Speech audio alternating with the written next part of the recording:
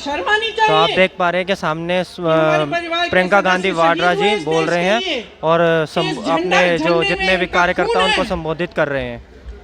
इस धरती में उनका खून है। इस देश के लोकतंत्र को मेरे परिवार के खून ने सींचा है। और जो सोचता है कि हमें अपमानित करके हमें डराएंगे, हमें धमकाएंगे, जो सोचता है कि तमाम एजेंसियों को लगाकर हम पे छापे मारकर हमसे कुछ भी कर ले, हमको हमें डराएंगे, वो गलत सोचते हैं। हम डरने वाले नहीं हैं। हम और मजबूती से लड़ेंगे। हम इस देश के लोकतंत्र के लिए कुछ भी करने के लिए तैयार हैं। इस देश के लोकतंत्र को, इसकी नींव कांग्रेस पार्टी के महान महापुरुषों ने डाली है। कांग्रेस पार्टी लड़ी इस देश की आजादी के लिए और आज भी इस देश की आजादी के लिए ही लड़ रही है। कभी कभी मैं देश आपका है, ये लड़ाई आपकी है।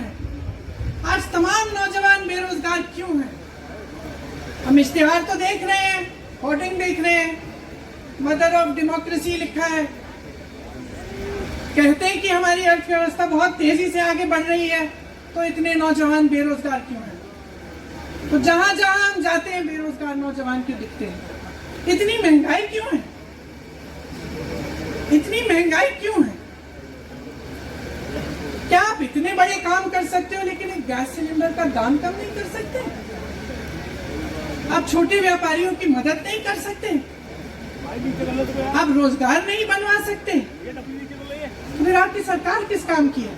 लोगों को दबाने के लिए है या अडानी जी को आगे बढ़ाने के लिए है? तो आज ये समय आ गया है कि हमें गंभीरता से सोचना पड़ेगा। ये सरकार पूरी कोशिश करती है कि आपका ध्यान भटकाया जाए। अब आप सोचिए, कन्याकुमारी से कश्मीर तक एक आदमी चला, उसके साथ लाखों लोग चले। क्या पैगाम लेके चला? किस लिए चला? उसके दिल में क्या भावना थी कि लाखों लोग देश भर से उससे जुड़ के चले? समता, एकता की भावना थी। आज आपके सारी मीडिया, आपके सारे मंत्री, आपके सारे सांसद, आपके सारे कार्यकर्ता कह रहे हैं कि राहुल जी ने विदेश जाकर देश का अपमान किया, राहुल जी ने एक वर्ग का अपमान किया। क्या एक आदमी जो कन्याकुमारी से लेकर 5000 किलोमीटर कश्मीर तक चल के ये रोज रोज कहता है कि इस देश को एक होना चाहिए, सबको समान दृष्टि से देखना चाहिए, क्या ये आदमी देश का अपमान कर सकता है?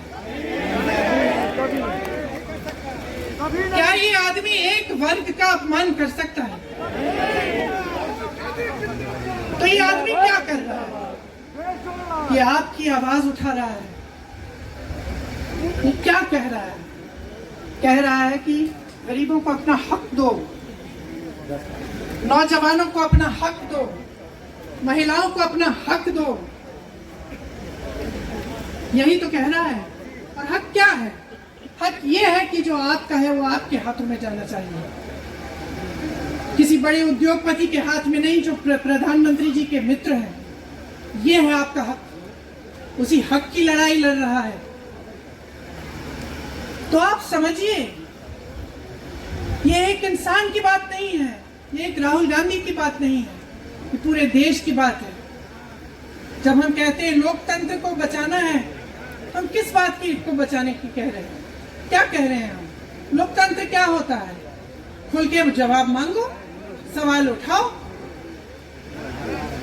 यही तो लोकतंत्र है कि आपको कोई आपत्ति है, कोई समस्या है, आप किसी के पास जाकर अपना हक मांग सकते हैं। आप कह सकते हैं, भाई हमारे लिए ये क्यों नहीं किया? इतनी महंगाई क्यों है? हमारे लिए रोजगार क्यों नहीं बनाए? लेकिन आज यही हक आपसे छीना जा रहा है और आपका ध्यान इधर उधर भटकाया जाता है और इतनी चीजों को फैलाया जाता है जो सच नहीं है, झूठों को फैलाया जाता है। आप सोचिए, राहुल गांधी दुनिया के सबसे बड़े जो शिक्षा के संस्थान है वहां से पढ़ के आए हैं। हार्वर्ड और कैम्ब्रिज की उनकी डिग्री है। कैम्ब्रिज से उन्होंने इकोनॉमिक्स में मास्टर्स डिग्री, एमफिल डिग्री उनको मिली। आप उसको पप्पू बनाते हैं। पूरे देश भर में आपकी सहायता के साथ मेरे मीडिया के दोस्तों, डिग्री आपने देखी नहीं, सच्चाई आपने देखा नहीं, उनको पप्पू बना दिया। फिर पता चला कि ये पप्पू तो यात्रा में निकल आया, और पता चला कि ये तो पप्पू है ही नहीं। इसके साथ तो लाखों लोग चल रहे हैं। ये ईमानदार भी है, ये सब बातों को समझता भी है, ये जनता के बीच जा रहा है, जनता की समस्याओं को सुन रहा है, तो जनता इसके साथ चली जा रही है। तो घबरा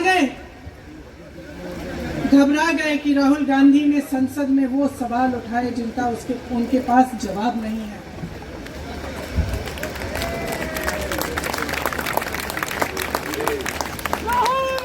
क्या किया सुन लीजिए। एक तरफ से हंसी भी आती है कि एक आदमी को रोकने के लिए इतना सारा करना पड़ा।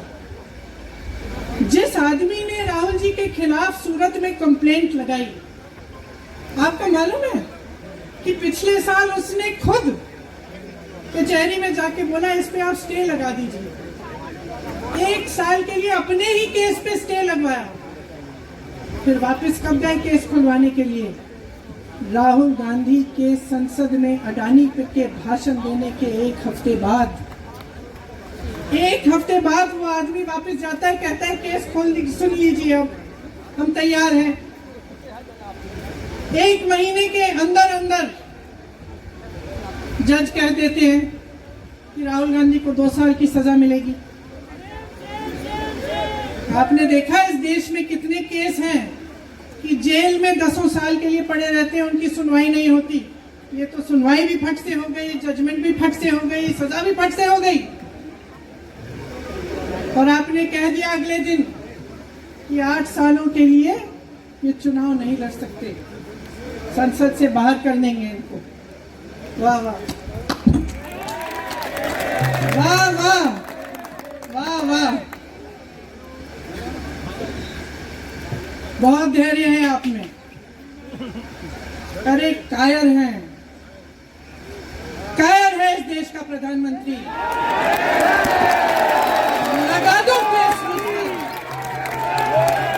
लगा दो केस मुझ पर, जेल ले जाओ मुझे भी, लेकिन सच्चाई ये है कि इस देश का प्रधानमंत्री कायर है।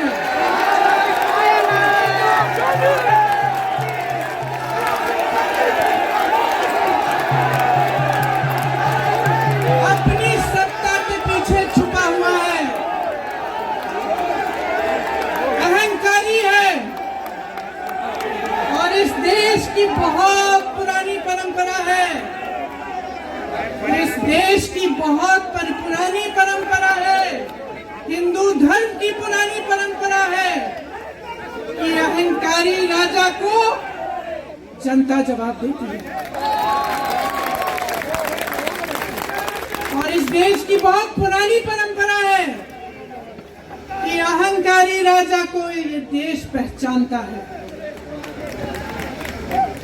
मेरे परिवार ने मुझे एक चीज सिखाई है कि ये देश दिल से बोलता है और दिल से सुनता है। ये देश सच्चाई को पहचानता है, और मैं जानती हूं कि आज वो दिन है जब से सारा कुछ बदलने लगेगा।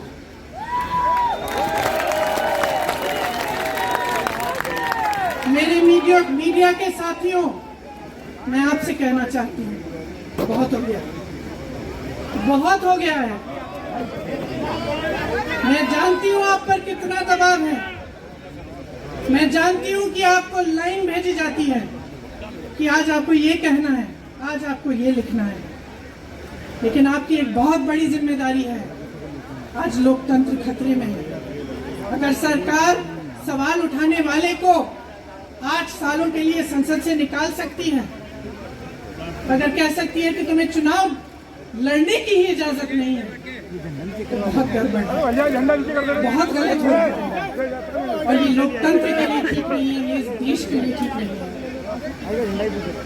जब आप पत्रकार बने, शुरू में जब आप काम के लिए आए, तो आपके दिल में भी ये होगी बात कि देश के लिए मैं सच्चाई बोलूंगा, मैं सच्चाई बोलूंगी। अरे भैया झंडा हटा दो। आज आप बोल नहीं पा रहे हैं, हिम्मत करिए, खड़े हो जाइए आप भी।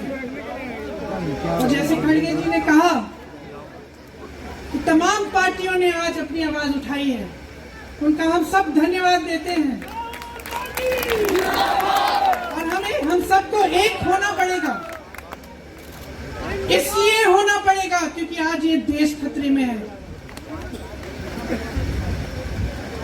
आज इस देश की सारी संपत्ति एक आदमी को सौंपी जा रही है और उस आदमी को बचाने के लिए पूरी सरकार खड़ी हो जाती है। बहुत गलत हो रहा है अगर आज मेरे भाइयों और बहनों आप इसको पहचान नहीं पाएंगे तो इस देश को बहुत खतरे में डाल दें। इसीलिए यहाँ खड़े हुए महात्मा गांधी जी की समाधि के कुछ ही गज दूर खड़े हुए मैं आपको याद दिलाती हूँ कि कितनों ने इस देश के लिए अपना खून बहाया है,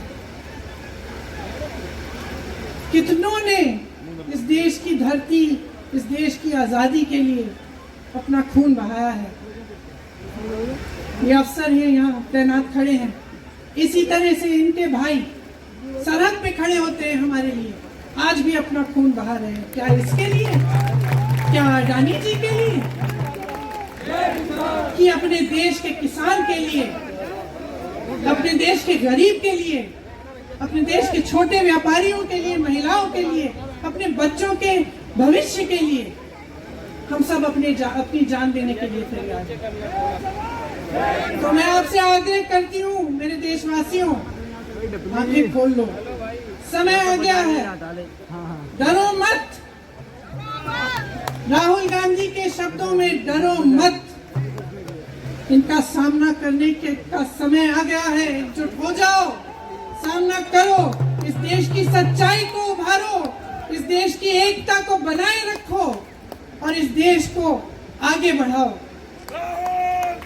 जय हिंद, जय हिंद, जय हिंद। प्रियंका गांधी, प्रियंका गांधी।